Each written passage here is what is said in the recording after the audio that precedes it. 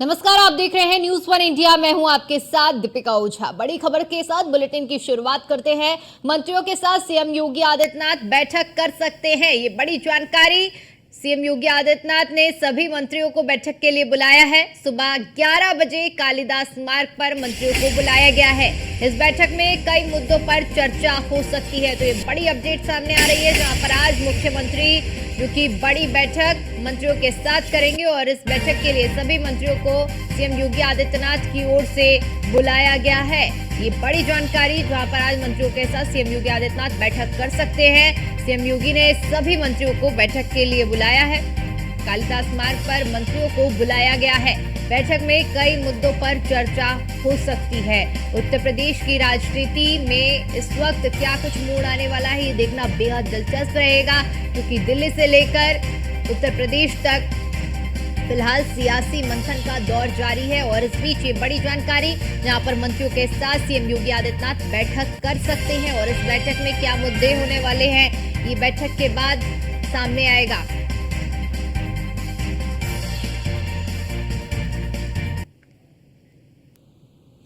और इसी पर ज्यादा जानकारी के साथ हमारे संवाददाता अश्विनी द्विवेदी हमारे साथ लाइव जुड़ चुके हैं। अश्विनी, मंत्रियों के साथ आज सीएम योगी आदित्यनाथ बैठक कर सकते हैं, कई अहम मुद्दे हो सकते हैं जिन पर चर्चा की जाएगी।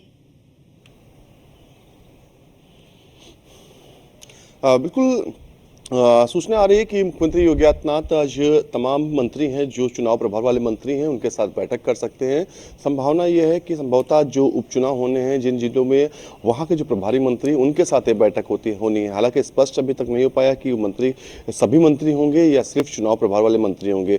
बिल्कुल अगर बात करें चुनाव प्रभार वाले मंत्री को लेकर बैठक हो तो निश्चित तौर पर कहीं ना कहीं उपचुनाव जो होने हैं उसको लेकर के रणनीति तैयार की जाएगी, उनसे फीडबैक लिया जाएगा, कैंडिडेट्स को लेकर के जानकारी ली जाएगी, साथ ही साथ वहां पर कैसे क्या चुनाव लड़ा जाए इसको लेकर के जो है बातचीत होगी। क्योंकि इस 10 सीटों पर उपचुनाव होने वो कहीं ना कहीं भाजपा के लिए जीतना बहुत जरूरी है।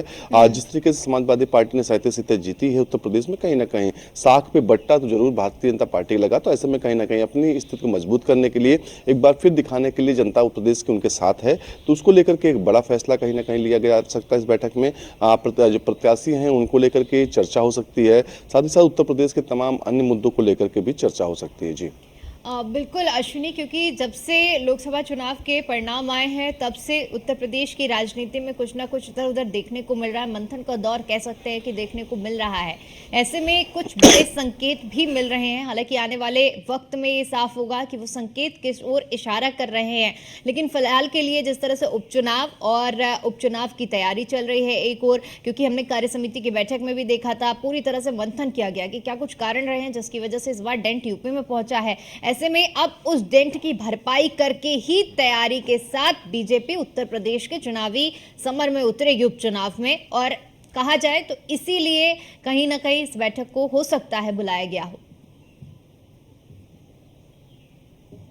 बिल्कुल अगर बात करें भारतीय जनता पार्टी की तो कहीं ना कहीं उसने 2024 का लोकसभा चुनाव जो हुआ है उससे सीख ली है और सीख के बाद अब आगे बढ़ने जा रही है। जो उपचुनाव होना है उसमें जो सीटों की बात करेंगे 10 सीटों पर चुनाव हो रहा है, जिसमें से 5 भारतीय जनता पार्टी उनके सहयोगी की हैं, बाकी 5 बार जो है समाजवादी पार्टी के पास है। अब ऐसे में देखना होगा कि कौन कितनी जीता सीटें। भारतीय जनता पार्टी 10 की 10 सीटों जीतने के लिए दावा कर रही है और उसको लेकर के जो काम कर रही है उसमें से कुछ टफ सीटें हैं जिसको लेकर के भारतीय जनता पार्टी के तमाम नेता पहले से आश्वस्त नहीं, जिसमें से करहल सीट है, इसके अलावा अयोध्या सीट है, इसके अलावा बात करें तो अयोध्या की एक सीट है, इसके अलावा बात करें लालजी वर्मा की सीट है। तमाम सीटें हैं जहां पर लेकर के भारतीय जनता पार्टी के कुछ नेता वो खुद आश्वस्त नहीं कि वहां से जीत आसानी से हो पाएगी। तो निश्चित तौर पर कहीं ना कहीं ऐसे में इसको लेकर के मंथन होगा और मंत्रियों के साथ जब बैठक हो गई तो कहीं ना कहीं आने वाले चुनाव को लेकर चर्चा होगी कि आखिर चुनाव कैसे लड़ना है, खासतौर पर प्रत्याशियों के चयन किस आधार पर किया जाए, साथ ही साथ वहाँ की लोकल लीडरशिप है उसका क्या मन है, इन तमाम चीजों को ध्यान में रखते हुए प्रत्याशियों का चयन होगा। कहीं ना कहीं संभावना है कि इसी पर चर्चा आज हो सकती है। जी बिल्कुल अश्विनी, बहुत शुक्रिया आपका हमारे साथ जुड़ने के लिए और जानकारी के लिए।